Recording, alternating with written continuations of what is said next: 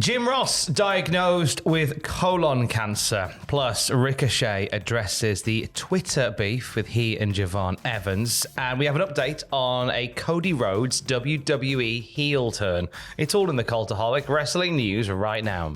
First and foremost, we send our love to JR, Jim Ross, the voice of a wrestling generation, who shared a devastating health update on Twitter, having been diagnosed with colon cancer this week. He said, diagnosed this week with colon cancer, surgery being scheduled in the next week or two. I appreciate your concern and support. Jim Ross has spent the last few years battling numerous health challenges, including skin cancer and recovery from a broken hip. Tributes have poured in across the wrestling landscape for JR, of course, as well. AEW tweeted their love and support for JR, calling him a valued member of the AEW family, and we stand beside him during this journey toward recovery. As we all do. Of course we do. As we all do. Meanwhile, Ricochet and Javon Evans, let's talk on that a little bit.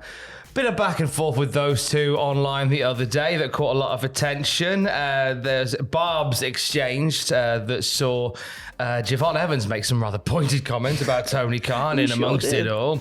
And in the wake of that, Ricochet has been speaking on the Battleground podcast, and he admits that fracas upset a lot of people. It sure did. He said a lot of people seemed upset about it. A lot of people were upset. I think what I'm doing is just living my life. Everybody is out to get me, but I'm finally just living my own life, and everyone is getting a chance to see it.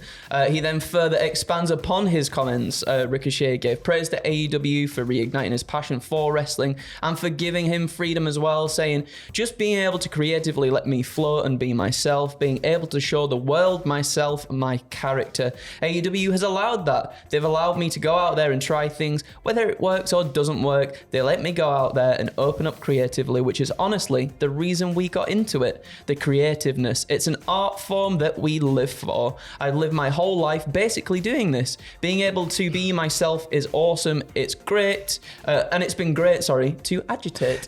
He's had a lot of fun agitating. I mean, that's like, it's obviously the things that he says within this as well, I feel like fit his character. Like him saying everybody is out to get me.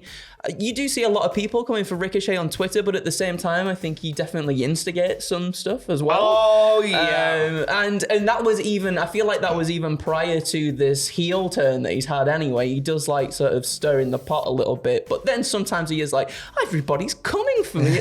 What's going on? Like, yeah. I think he is absolutely where he needs to be right now. Yes. The stuff he's been doing as a heel in AEW, really leaning into the interactions online. I think a lot of people were nervous because when he left WWE, he was more reactive online to a lot of troll comments coming his way, and it's managed to become this character that we see on TV every week. And I really love him as a heel. I think he's brilliant. He's really sort of, it feels like he's come into his own a little bit more, doesn't it? Yeah. And it's genuinely, it really genuinely is brilliant to see. Really happy to see it. TNA under siege next Friday, and TNA versus NXT match has been added to that card. Tessa Blanchard is facing NXT's Ariana Grace. Now, Ariana Grace has been assisting her father, who is the law and the order, the director of authority, Santina Marella in TNA. However, in Tessa's corner, we've got NXT authority figure Robert Stone. There's a bit of a power struggle going on with NXT and TNA on TNA television. We'll see that play out during that match. That was set last night on Impact. Also set last night on Impact. We're going to see Ash by Elegance and Heather by Elegance defend the TNA Knockouts World Tag Team titles against Jody Threat and Danny Luna in Spitfire. Ooh, that'll be very good. There's Mike Santana and AJ Francis as well. They're going one-on-one with the winner in line for a future TNA World title match too. Matt Cardona picking up a big win last night. He's the number one contender, and he's going to be facing Steve Macklin for the TNA International Championship. Those matches put in place last night, and they joined a previously announced card for Under Siege, which includes Eddie Edwards facing Cody Deaner, with Deaner getting a new TNA contract should he beat Eddie Edwards. Will he do it? Who knows? You decide. The Nemeths defend the TNA World Tag Team titles as well against Matt Hardy and honorary Hardy as well, Leon Slater. Are they going to do it? Are they going to do it, Tom? No.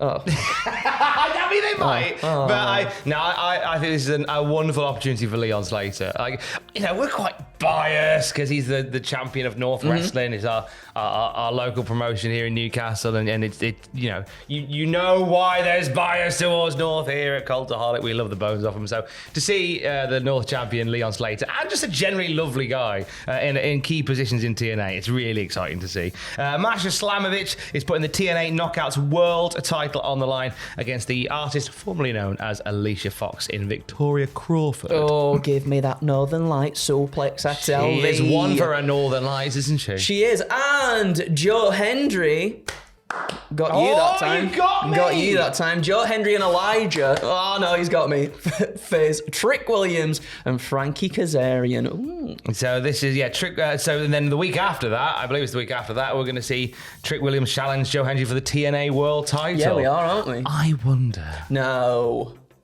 Don't know. I wonder whether Joe Hendry loses the title to Trick for a little bit. Don't do this.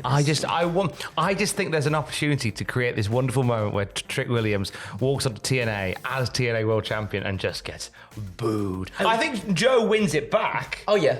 Like, it's just a short reign for Trick. I think it. Do you know what? I kind of like the idea of that. Of a man from the other promotion winning the other promotion's championship. Yeah. I kind of like the idea of that. I think you can do that. There's one particular thing that people in WWE aren't massively fans of, and that is a heel turn for Cody Rhodes. Andrew, why don't you explain the Cody Rhodes heel turn situation whilst I just sit back, relax, and enjoy this lovely boiled egg. Okay, well, The Rock seemed keen on turning Cody Rhodes heel in his post-WrestleMania interview on the Pat McAfee show. Rock said that a big run as a baddie was in Cody's future and pitched Cody pulling the trigger on said run at the start of the year. Fightful say that despite The Rock's best efforts, there are no plans in place for a heel turn anytime soon. And then Fightful also say those that we asked about it said they didn't want to put too much of a spotlight on the situation shortly after Rock's interview, but that a number of people were against the idea of turning Cody Rhodes heel, noting his heavy contributions to the company's ticketing and merchandise success. Good egg? Two. Two?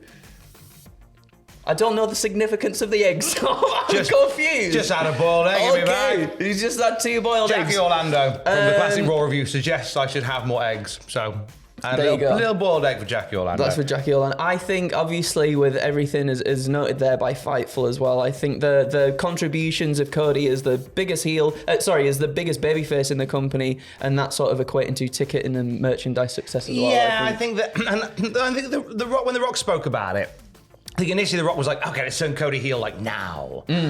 I was like, no, silly. And then he kind of walked it back a little bit when he started saying that maybe down the line he can be a heel. Maybe. And he definitely can be as well. Yeah, I think but way down the line, he turns heel. I don't think he turns heel anytime soon because he's like, there's still so much unfinished business with him as a babyface. We kind of thought that might be where they were going. There were sort of comparisons made to Homelander and in the latter part of last year.